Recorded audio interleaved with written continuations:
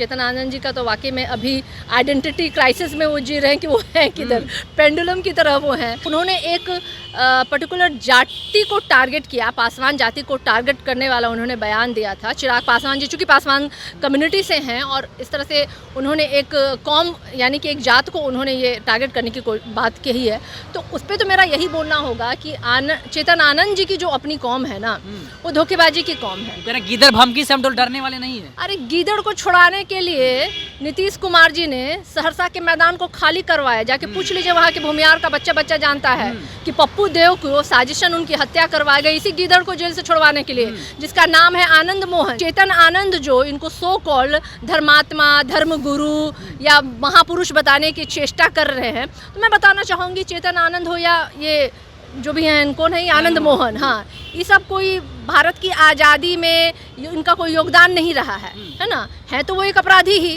Target मत कीजिए। वो जमाना लद गया जब अपराध करके अपराधी छूट जाया करते थे, अब जवाब देने के लिए हैं लोग। कहा जाता है ना, जो बात का नहीं वो अपने बाप का नहीं। वो चेतन आनंद है, आनंद मोहन है, समझे। तो ये लोग तो दोगले कौम के हैं।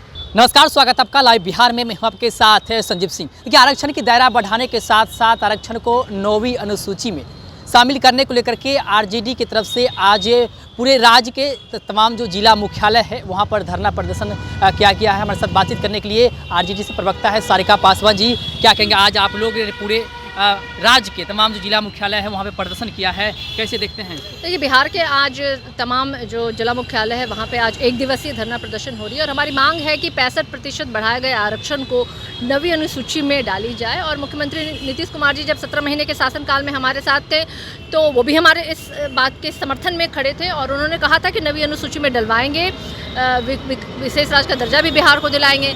लेकिन फिर सत्ता परिवर्तन हो गई भाई, वो आदतन उन्होंने दल बदल लिया, वो बीजेपी के साथ जाके शामिल हो गए, या यूं कहूं कि आरएसएस की गोद में जाके बैठ गए। और आज भारतीय जनता पार्टी ने उनको संघी रस्सी से नाथ दिया है, तो आज वो चुप हो गए हैं। अभी भी तो वो कह रहा है कि हम आरक्षण के पक्ष में हैं, तो पक्ष में लड़ाई चल रही है अभी भी। भाई लड़ाई क्यों चलानी है भाई? लड़ाई तो जो लंबी लड़ाई थी वो तो तेजस्वी यादव जी ने लड़ ली। जो सबसे बड़ी लड़ाई थी कि आखिर जाति आधारित गणना होगा नहीं, लेकिन हुआ, वो आंकड़े भी सामने आए, उन आंकड़ों के आधार पे आरक्षण का दायरा बढ़ाया गया। तो अब कौन सी लड़ाई? अब तो लड़ाई ये है कि जब ये हाई कोर्ट से इसको रिजेक्ट कर दिया गया, अस्थायी लगा दिया गया, तो फिर भाई हम तो मूव किए हैं सुप्रीम कोर्ट की ओर और केंद्र में सरकार जो है माननीय मुख्यमंत्री नीतीश कुमार जी के सहयोग से है।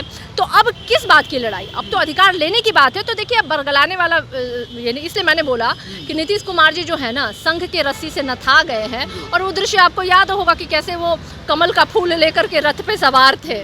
तो वो सारे दृश्य ये स्थापित कर रहा है, इस बात को, मेरी बातों को प्रूफ कर रहा है कि नीतीश कुमार जी बिहार की जनता के समर्थन में सोच नहीं रहे हैं। और ये तो अधिकार है और अधिकार तो हम लेकर के रहेंगे। चिराग पासवान और आनंद मोहन के बीच जो बयानबाजी चल रही है, आनंद मोहन ने जिस प्रकार चिराग पासवान के लिए को लेकर कहा कि एनडीए के नेता वो है या नहीं, जिस प्रकार से जीतन राम मांझी की जो बहू दीपा मांझी इमामगंज में उसके प्रचार प्रसार के लिए चिराग पासवान नहीं गए थे, इसको लेकर के सवाल खड़ा कर रहे हैं कि वो प्रचार प्रसार करने क्यों नहीं गए थे। पासवान समाज से जो वहाँ पे कैंडिडेट थे जनसुराज के, उसको इतना ज़्यादा वोट कैसे आ गया, इसको लेकर के दोनों में अब टकराव चल रहा है, कैसे देखते हैं?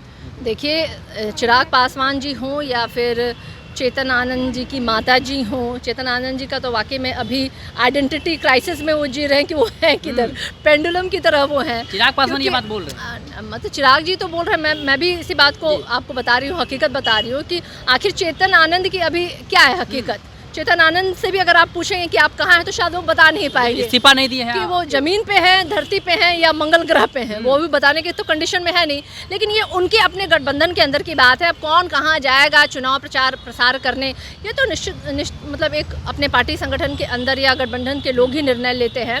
तो मुझे लगता है इसमें मुझे बोलने का अधिकार नहीं है, क्यों गए नहीं गए, ये उनका आंतरिक विषय है। पासवान समाज के नेता को लेकर के बोले थे कि पासवान समाज के नेता हैं भी या नहीं। चिराग पासवान को लेकर के आनंद मोहन ने जो बातें कही है, कहीं ना कहीं जेडीयू से जुड़ा हुआ आनंद मोहन का परिवार इन दिनों है, क्योंकि उनकी पत्नी जो है वो चेतन आनंद जी ने कहा था कि हम जिंदा कौम के हैं, उन्होंने भी बयान दिया था, हाँ, जी। उन्होंने एक्चुअली कहा था, तो उन्होंने एक पर्टिकुलर जाति को टारगेट किया, पासवान जाति को टारगेट करने वाला उन्होंने बयान दिया था। चिराग पासवान जी चूँकि पासवान कम्युनिटी से हैं और इस तरह से उन्होंने एक कौम यानी कि एक जात को उन्होंने ये टारगेट करने की बात कही है, तो उस पर तो मेरा यही बोलना होगा कि चेतन आनंद जी की जो अपनी कौम है ना, वो धोखेबाजी की कौम है। कह रहे गीदड़ भमकी से हम लोग डरने वाले नहीं है। अरे गीदड़ को छुड़ाने के लिए नीतीश कुमार जी ने सहरसा के मैदान को खाली करवाया। जाके पूछ लीजिए वहाँ के भूमियार का बच्चा जानता है कि पप्पू देव को साजिशन उनकी हत्या करवाई गई इसी गीदड़ को जेल से छुड़वाने के लिए, जिसका नाम है आनंद मोहन, जो एक दलित अधिकारी का हत्या के आरोप में वो जेल में बंद था।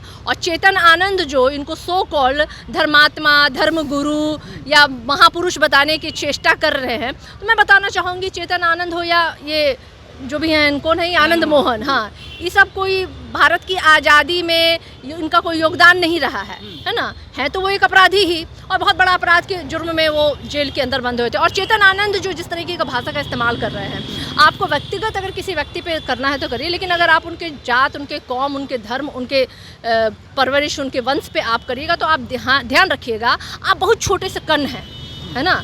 और हमारी जो है ना जाति प्रजाति, हम लोग 85% वाले हैं, 90% वाले लोग हैं, तो टारगेट मत कीजिए। वो जमाना लद गया जब अपराध करके अपराधी छूट जाया करते थे, अब जवाब देने के लिए हैं लोग। वो कह रहे हैं कि हम लोग जिंदा कौम के नेता है, मुर्दा कौम के नहीं। मुर्दा कौम किसको कह रहे हैं, कौन है मुर्दा कौम? देखिए चेतन आनंद जो है ना बिच्छू की प्रजाति के हैं, जिनके साथ रहते हैं ना उन्हीं को डंक मारते हैं।